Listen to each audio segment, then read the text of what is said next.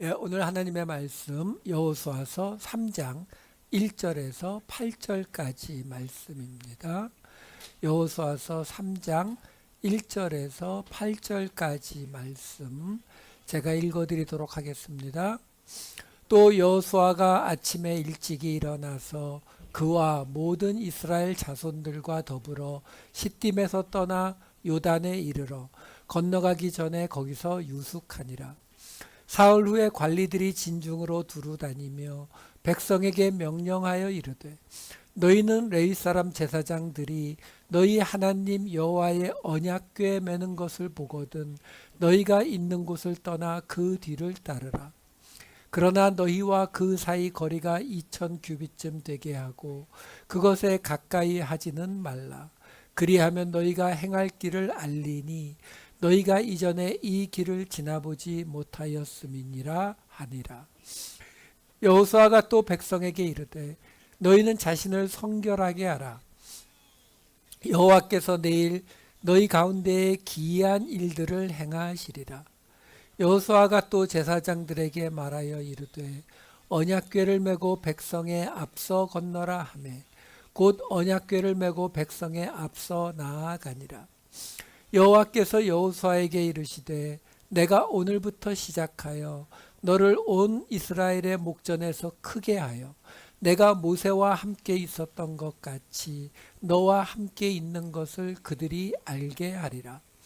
너는 언약궤를 맨 제사장들에게 명령하여 이르기를 너희가 요단 물가에 이르거든 요단에 들어서라 하라. 아멘. 지난주까지 우리는 여호수아서가 시작되고 나서 요단강을 건너라는 하나님의 그 명령이 있었는데 그 명령이 시작되기 전, 그래서 요단을 건너가지 않고 안식을 이미 얻었던 세 지파, 정확히는 두 지파 반이죠. 르우벤, 갓, 므낫세 반지파의 이야기가 있었고 그걸 통해서 하나님이 주시는 안식의 개념이 무엇인지를 앞에서 이미 설명을 해 주었고 지난주에는 그 다음에 따라오는 이야기, 그래서 두 사람을 여리고에 정탐을 보냄을 통해서 결과적으로는 라합이라는 이방인 창녀 여자, 가장 밑바닥에 있는 그 여자를 통해서 여리고 성을 무너뜨리게 되는, 성벽에 구멍이 나게 되는 이야기를 보았습니다. 거기까지가 서론이었죠. 이제 오늘부터 3장부터 이제 하나님이 처음 명령하신 대로 요단강을 건너가는 이야기가 시작됩니다. 오늘 본문 3장 1절로 이렇게 시작이 되지요. 또 여호수아가 아침에 일찍 일어나서 그와 모든 이스라엘 자손들과 더불어 시딤에서 떠나 요단에 이르러 건너가기 전에 거기서 유숙하니라. 200만 명 넘는 숫자가 시딤에서 떠나서 그날로, 그렇죠? 요단 강가에 도착해서 건너가지 않고 거기서 묵었다, 하룻밤을 잤다라는 이야기죠. 그 얘기는 굉장히 가깝다는 거죠. 왜?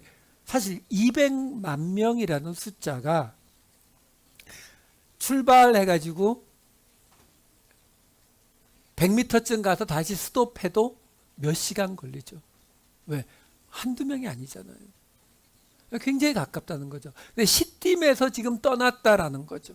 그 이야기가 뭐라고 말씀드렸어요?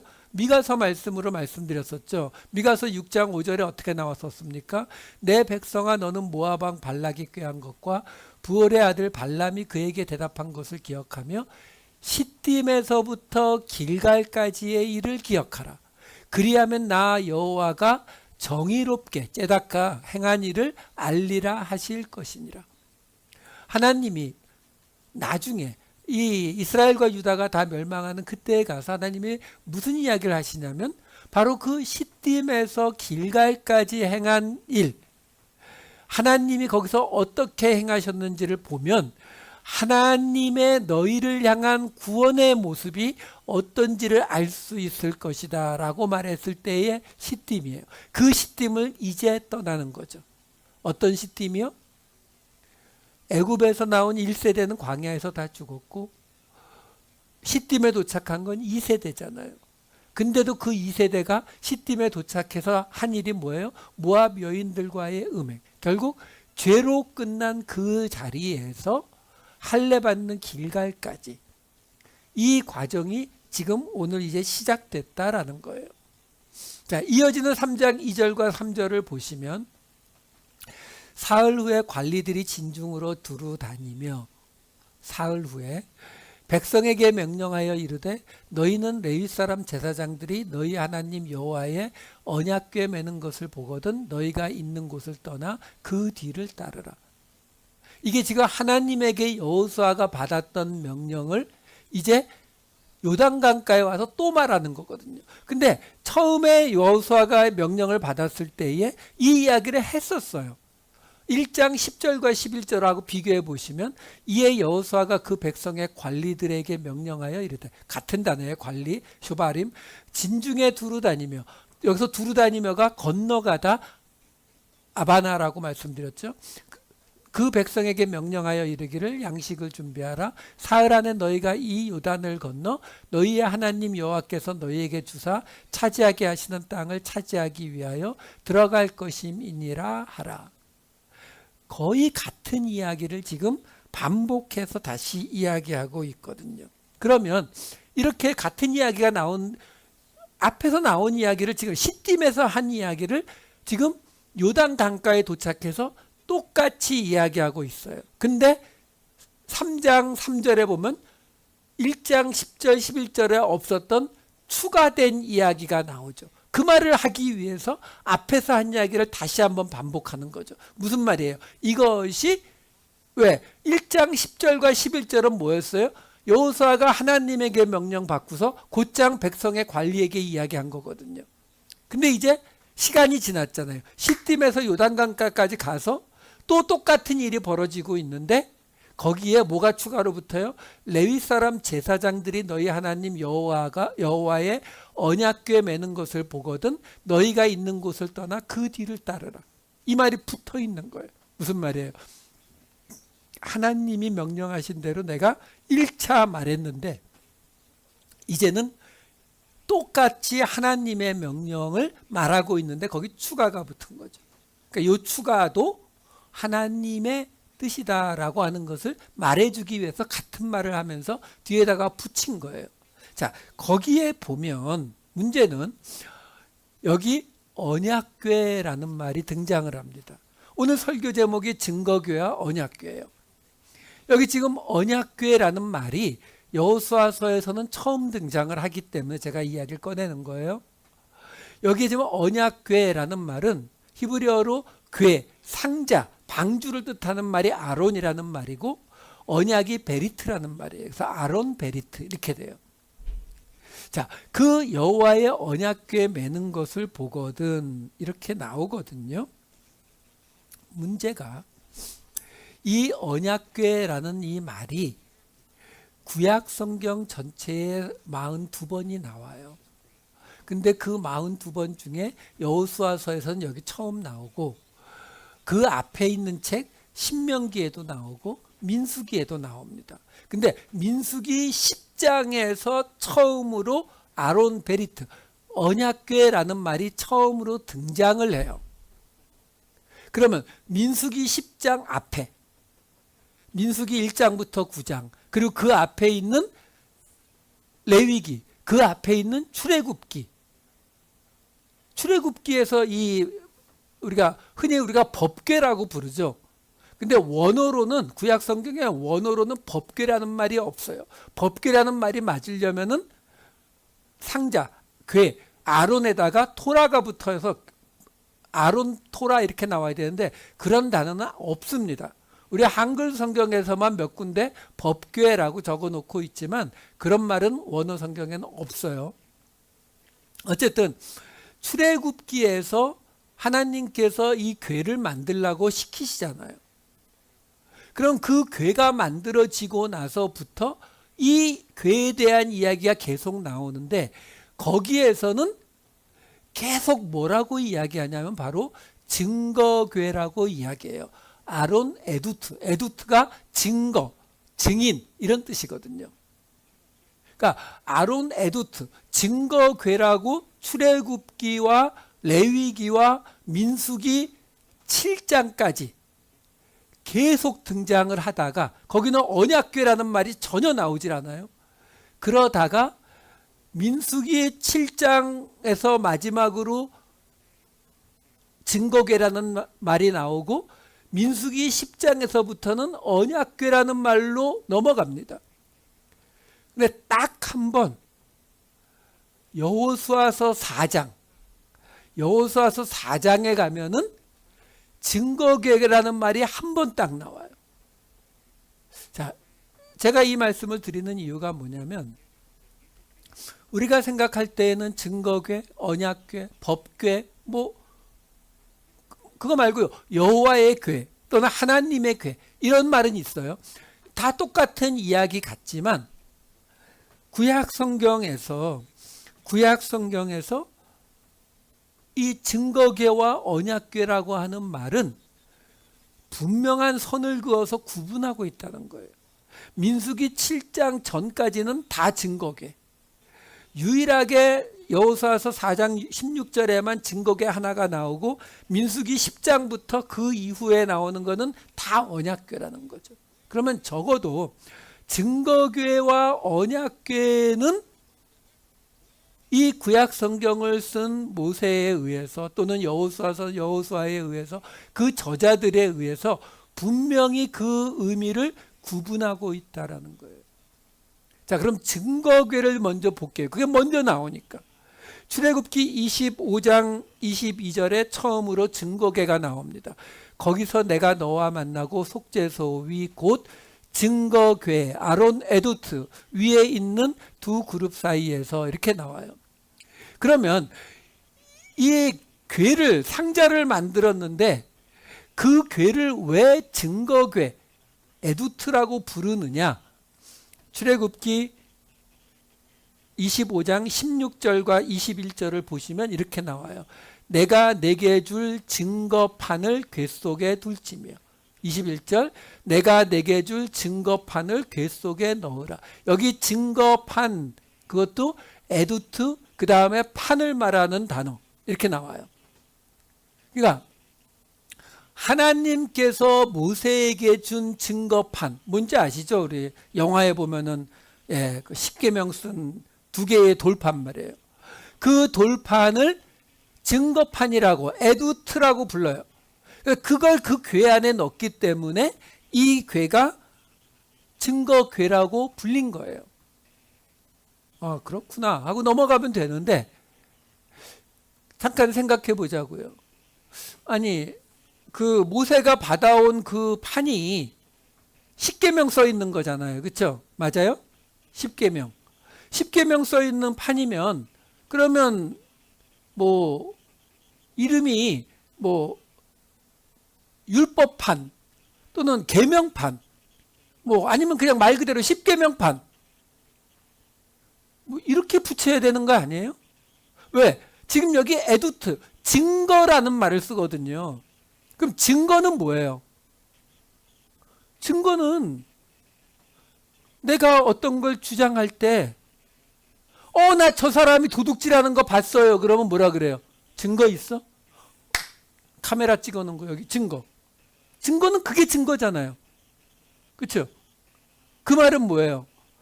지금 하나님이 모세에게 준 그 십계명 돌판 그 돌판은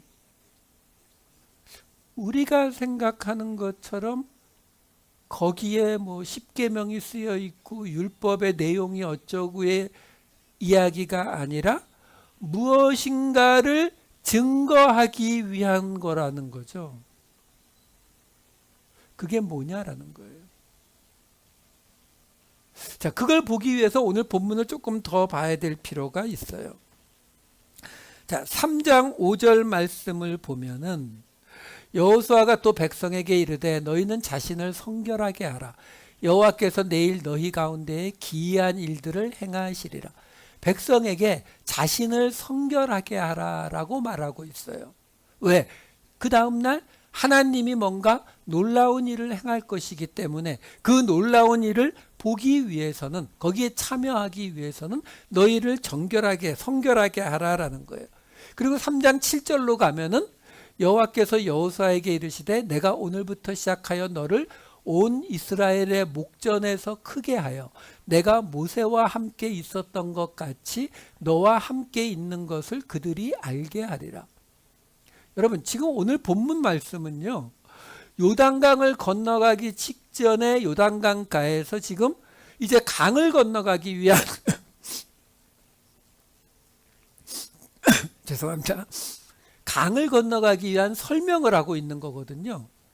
근데 그 강을 건너가는 걸 놓고 뭐라고 말하냐면은 백성들에게는 하나님이 이제 이 기이한 일을 행하실 거니까 너희를 성결하게 깨끗하게 하라는 요구를 하고, 여호수아에게는 뭐라고 말하냐면 이제 내가 너를 모세처럼 크게 만들어서 하나님이 너와 함께 있다라는 걸 이스라엘 백성이 알게 하겠다, 이런 말씀을 하세요.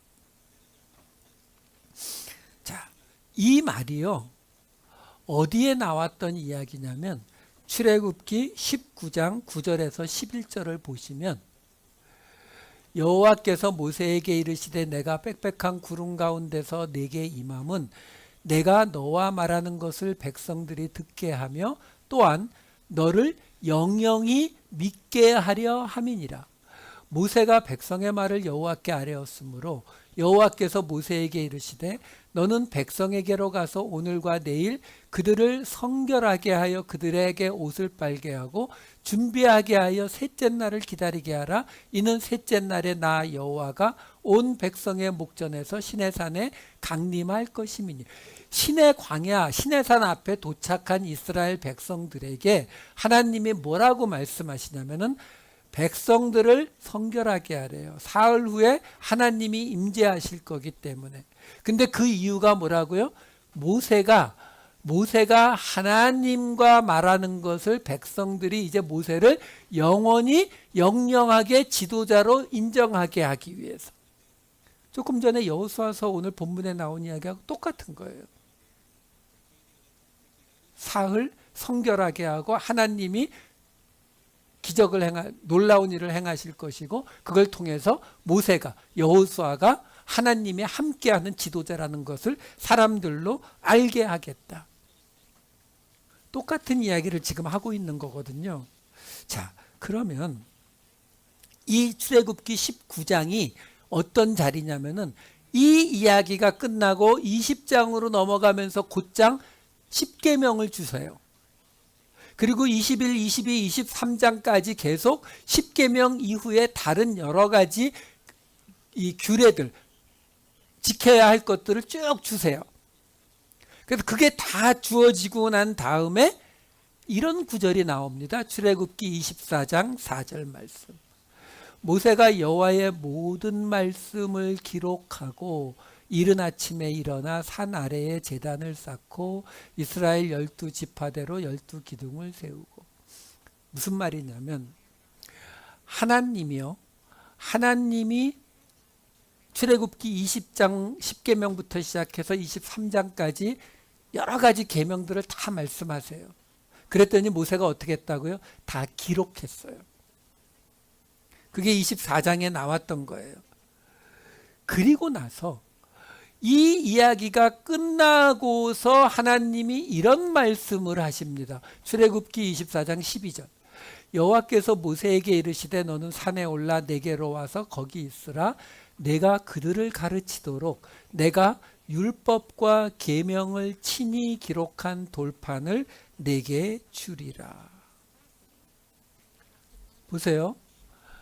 아까 하나님이 20장, 21, 22, 23장에 걸쳐서 10계명부터 여러 가지 계명을 다 말씀하셨는데 그걸 어떻게 했다고요? 모세가 기록했어요. 그랬는데 하나님이 산에 올라오라고. 내가 이스라엘 백성을 가르칠 수 있도록 율법과 계명을 친히 기록해서 너희에게 주겠다라고 말씀하고 계시는 거예요. 그래서 모세가 산에 올라가서 40일을 있게 됩니다. 출애굽기 24장 18절에 보시면은 모세가 구름 속으로 들어가서 산 위에 올랐으며 모세가 40일 40야를 산에 있으니라. 그리고 나서 그 다음부터 제사에 관한 규례와 제사장에 관한 규례가 쭉 이어지다가 출애굽기 31장 18절에 이런 대목이 나와요. 여호와께서 시내산 위에서 모세에게 이르시기를 마치신 때에 증거판 둘을 모세에게 주시니, 에두트죠. 이는 돌판이요 하나님이 친히 쓰신 것이더라. 여기서 이제 궁금증이 나와야 돼요. 어떤 궁금증? 하나님이 돌로 된 판 2개를 주셨는데 거기에 하나님이 친히 쓰셔서 줬어요. 근데 앞에서 뭐라고 나왔어요? 하나님이 율례와 규례를 친히 적어주시겠다고 출애굽기 24장에서 그렇게 나왔었잖아요. 그렇죠? 그래서 적어주셨어요.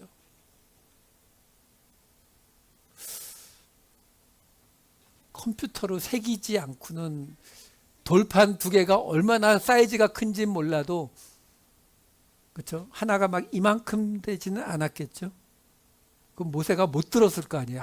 2개를 양팔에 하나씩 들어야 되는데, 영화에 나오는 것처럼 요 정도 되면은 그 안에 지금 하나님이 주신 게 출애굽기 20장부터 21, 22, 23장 그리고 25장부터 30장까지 그 내용을 적을 수, 하나님이니까 그냥 가능한 건가요? 근데 유난히 이 이야기가 또 나와요. 출애굽기 32장 15절 16절 34장 1절. 모세가 돌이켜 산에서 내려오는데 2 증거판이 그의 손에 있고 판의 양면 이쪽 저쪽에 글자가 있으니 그 판은 하나님이 만드신 것이요 글자는 하나님이 쓰셔서 판에 새기신 것이더라. 34장 1절. 여호와께서, 이거는 모세가 이 32장에 나오는 거 던져서 부셔버리고 나서 다시 만들어줄 때 이야기예요. 34장 1절. 여호와께서 모세에게 이르시되 너는 돌판 2를 처음 것과 같이 다듬어 만들라. 내가 깨뜨린 처음 판에 있던 말을 내가 그 판에 쓰리니. 자, 우리가요 모세가 산에서 가지고 내려온 그 돌판에 10계명이 써 있을 거라는 거는 옛날에 10계라는 영화 때문에 그래요. 성경에는 그런 근거가 전혀 없어요.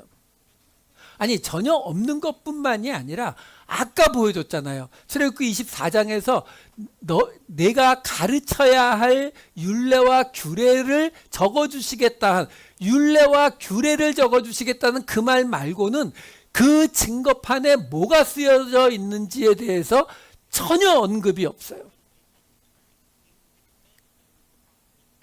10계명일 거라고 우리가 추측하는 것뿐이죠.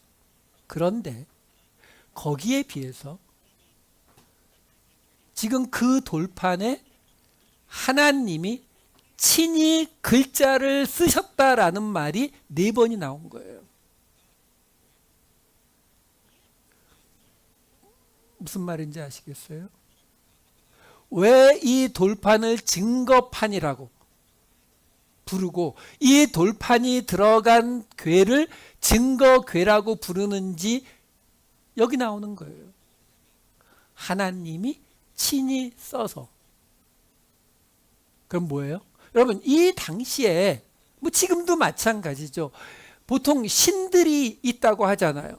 무슨 신 다 이야기하잖아요. 근데 그 신들이 어디에만 있어요?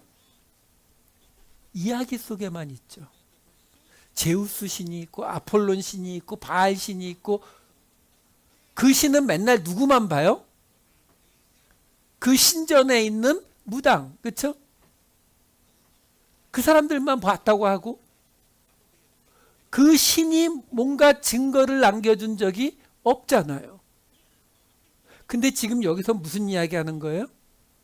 그 하나님이 직접 쓴 돌판을 모세를 통해서 준 거예요. 4번을 강조하고 있는 거예요. 그래서 그 돌판이 뭐라고요? 하나님을 증거하는 판이 되는 거예요. 그러니까 하나님이 계시다. 그러니까 그 돌판을 넣은 궤가 증거궤가 되고, 그 증거궤가 우리 안에 있다. 하나님이 우리와 함께 계시다는 증거가 되는 거라고요. 그래서 증거궤예요. 자, 그러면 자 이제 한번 풀어가 보자고요. 그래서 이 궤가 증거궤가 됐구나. 근데 그 증거궤가 어디까지요?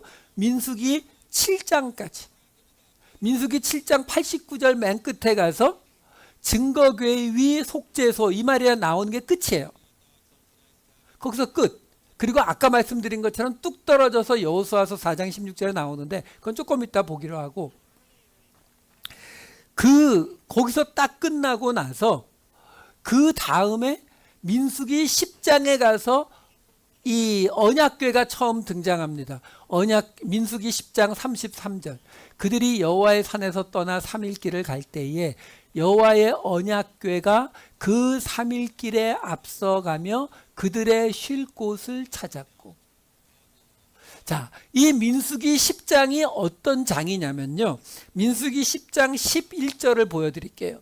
둘째 해 둘째 달 스무날에 구름이 증거의 성막에서 떠오르매. 자, 민수기가 레위기는 똑 떨어진 이야기잖아요. 레위기는 제사와 구별되는 거에 관한 이야기고, 그러면 이야기 자체는 어디하고 연결되는 거예요? 민수기는 출애굽기에서 연결되는 거거든요. 출애굽기 맨 끝에 성막을 완성하는 이야기가 나오고, 그리고 민수기로 들어가서 그 성막을 이제 운반해 갈 때 어떻게 해야 되는지, 이제 광야를 지나갈 때 지파별로 어디에 위치해서 가야 되는지, 그리고 누가 뭘 어떻게 짊어지고 가야 되는지, 각 지파별로 병력이 얼만큼 되는지, 이 이야기가 민수기 1장부터 9장까지 나와요. 그리고 민수기 10장에 가서 뭐가 나와요? 둘째 해 둘째 달 스무날에 구름이 증거의 장막에서 떠올라서 움직이기 시작하는 거예요. 그러면 우리 알잖아요. 광야 40년 내내 그 구름 기둥이 앞에 가면 이스라엘 백성들이 따라갔거든요. 근데 그 따라가는 모습이 이 바로 앞에 보셨던 민수기 10장 33절 다시 보여주시면은 거기 뭐라고 나와요? 그 언약궤가 3일 길을 앞서갔다고요. 그러면 언약궤는 혼자 갔어요? 아니요. 구름 기둥이 가는 그 길을 언약궤가 먼저 따라가고 3일을 뒤쳐져서 이스라엘 백성들이 따라가는 모습이었다는 거예요. 그렇게 광야길을 지낸 거예요.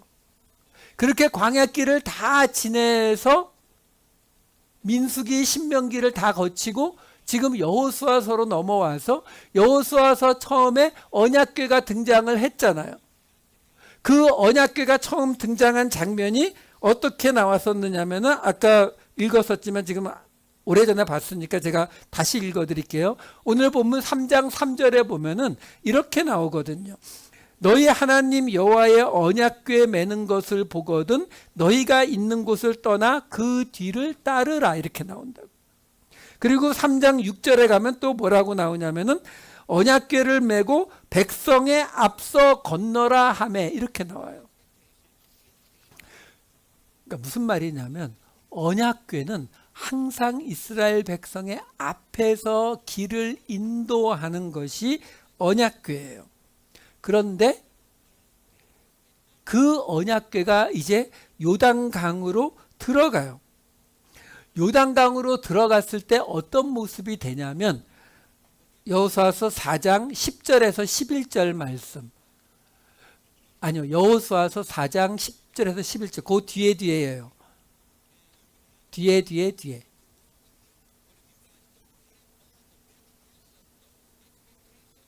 없어요? 여호수아서 4장 10절 11절 없어요? 그럼 제가 읽어 드릴게요. 그러니까 여호와께서 여호수아에게 명령하사 백성에게 말하게 하신 일, 곧 모세가 여호수아에게 명령한 일이 다 마치기까지 궤를 맨 제사장들이 요단 가운데에 서 있고 백성은 속히 건넜으며 모든 백성이 건너기를 마친 후에 여호와의 궤와 제사장들이 백성의 목전에서 건넜으며 이렇게 나와요. 자, 무슨 상황이냐면 우리가 알다시피 홍해 바다는 모세가 지팡이를 내밀었을 때 바다가 완전히 갈라지고 그냥 이스라엘 백성들이 건너갔어요. 누가 맨 앞에 갔는지 누가 맨 뒤에 갔는지 설명이 없어요. 그냥 와 하고 다 건너갔어요. 그렇죠. 뒤에서 애국 군대가 따라오고 있었으니까요. 자, 근데 이 요단강은 순서가 있었죠. 뭐라고요? 2000규빗 떨어져서 따라갔기 때문에 제사장들이 언약궤를 메고 앞서 요단강으로 먼저 들어갑니다.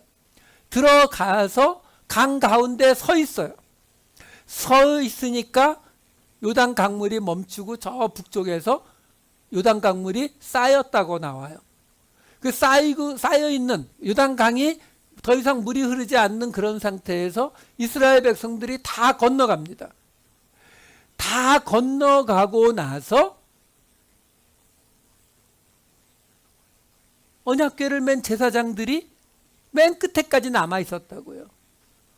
그래서 4장 16절이 그렇게 나오는 거예요. 4장 16절 보여주세요. 증거궤를 맨 제사장들에게 명령하여 요단에서 올라오게 하라 하신지라. 여기에 유일하게 민수기 7장 이후로 증거궤가 또 등장하는 거예요. 아론 에두트. 이 대목이 이해가 안 됐던 것 같아요. 누가요? 이걸 헬라어로 번역한 70인역 번역가들이 이게 이해가 안 된 것 같아요. 왜? 아니 민수기 7장까지 다 증거궤라고 했고 민수기 10장부터 이제 광야를 이동하기 시작하면서부터는 다 언약궤거든요. 근데 왜 여기에 뚝 떨어져서 증거궤가 나오는지 이해가 안 돼요. 그래서 헬라어로 번역한 70인역 성경을 보면요. 여기 증거궤, 이 아론 에두트라고 나왔는데 번역을 뭐라고 해놨냐면은 언약의 증거의 궤 이렇게 해놨어요. 헷갈리니까. 증거궤가 나올 자리가 아니라 언약궤가 나오는 게 맞는데 증거궤가 나오니까 무시할 수도 없고 그렇다고 그대로 쓰자니 이건 좀 이상하고 그러니까는 언약까지 포함해가지고 언약의 증거궤 이렇게 써놨어요. 근데요, 사실 굉장히 쉬운 이야기거든요.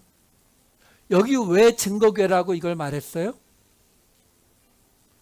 여기만 백성의 앞에서 간 게 아니고 백성들은 다 건너가고 뒤에 따라 올라갔어요. 그래서 그거는 언약궤의 모습이 아니다라는 것을 우리에게 말해주기 위함이에요. 무슨 말이에요? 한마디로 정리해 드리면 증거궤는요. 증거궤는 하나님이 계시다는 증거를 보여주는 거예요. 우리가 하나님 믿는다고 하잖아요. 그러면 하나님을 믿는다는 게 뭐예요? 하나님이 살아계시고, 그렇죠? 하나님이 우리와 함께 계시고, 우리의 하나님 되신다는 거예요. 그렇죠? 그게 증거궤예요. 뭐 우리가 흔히 쓰는 말로 바꾼다면 믿음이에요. 하나님이 계신다는 걸 믿는다. 근데 언약궤는 뭐예요? 언약은 왜 필요하죠?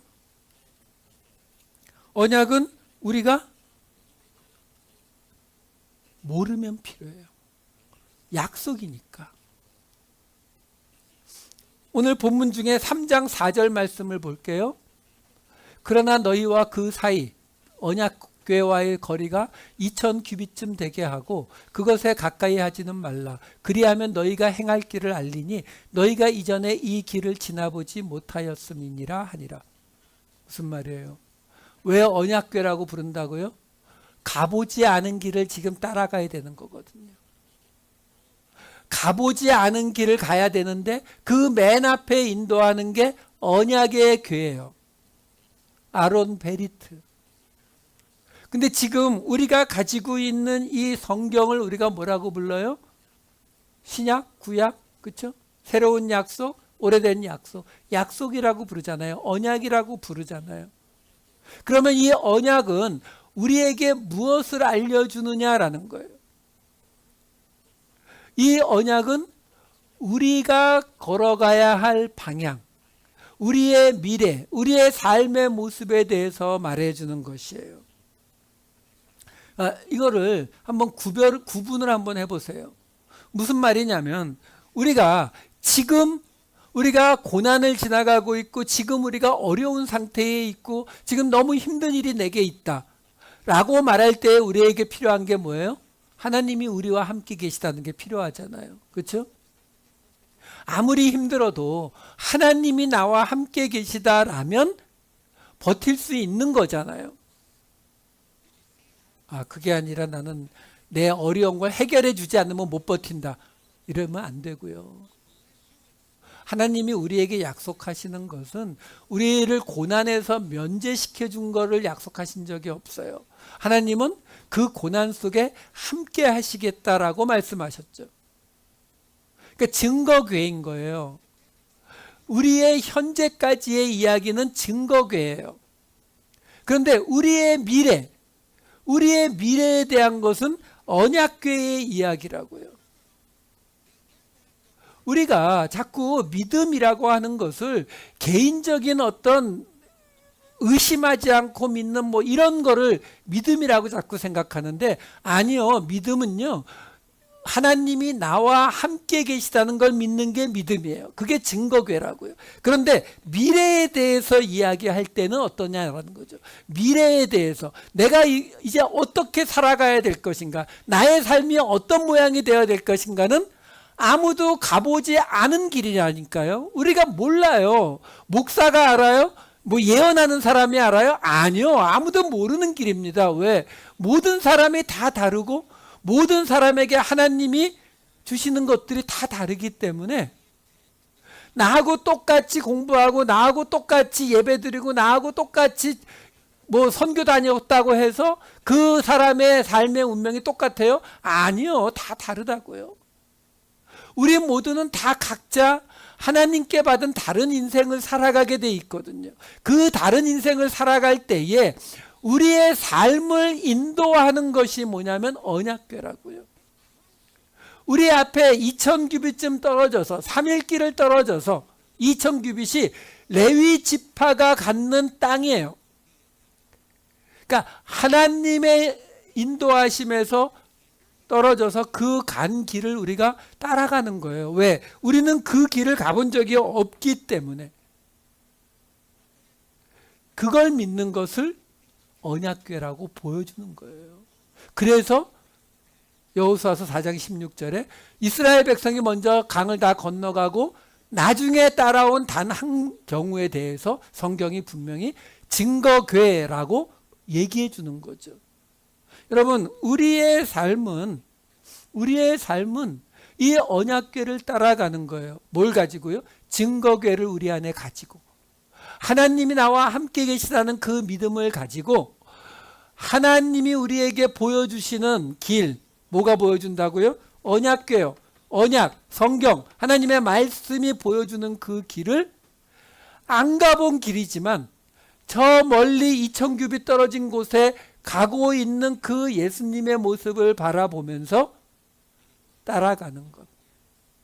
이것이 오늘 이 여호수아서 요단강을 건너는 시딤, 죄 지은 그 자리를 떠나는 첫 모습으로 우리에게 주어지더라라는 것입니다. 우리가 이 세상 속에서 우리의 기준으로 옛사람의 모습으로 살아가던 그 자리에서 하나님께서 주신 믿음으로 말미암아 하나님이 계심을, 하나님이 우리 안에 계심을 증거하는 그 증거를 우리 안에 갖게 되었잖아요. 우리가 증거궤를 가지게 되었거든요. 그러면 거기서 끝나는 게 아니죠. 나 하나님 믿으니까 끝. 그게 아니라 그 다음 하나님의 약속을 믿고 우리가 가보지 못한 그 길을 따라가는 일이 남아있다라는 거예요. 그 길이 바로 하나님이 약속하신 그 약속의 땅으로 들어가는 길이다라는 것입니다. 그 길, 언약궤를 따라서 증거궤를 마음에 품고 언약궤를 따라 우리의 한 주간의 삶을 따라가 보시는 저와 여러분 되시기를 우리 주님의 이름으로 축원합니다. 기도하시겠습니다. 사랑이 많으신 아버지 하나님, 이제 요단강 앞에 서서 죄에서 벗어나지 못했던 시딤을 뒤로하고 요단강을 건너갈 때에 하나님이 함께 하심을 믿었던 그 증거궤가 이제 우리 앞에서 우리의 삶을 인도하는 언약의 궤로 바뀌어가는 모습을 보았습니다. 아버지 하나님, 저희들 우리 안에 하나님을 믿는 믿음의 증거궤가 있게 하셨사오니 우리도 우리가 가보지 못한 그 길, 언약을 따라, 언약궤를 따라 끝까지 우리 주님 가신 그 길 따라갈 수 있는 우리 모두가 되게 하여 주시옵소서. 감사드리옵고 이 모든 말씀 우리 주 예수 그리스도의 이름으로 기도하옵나이다. 아멘.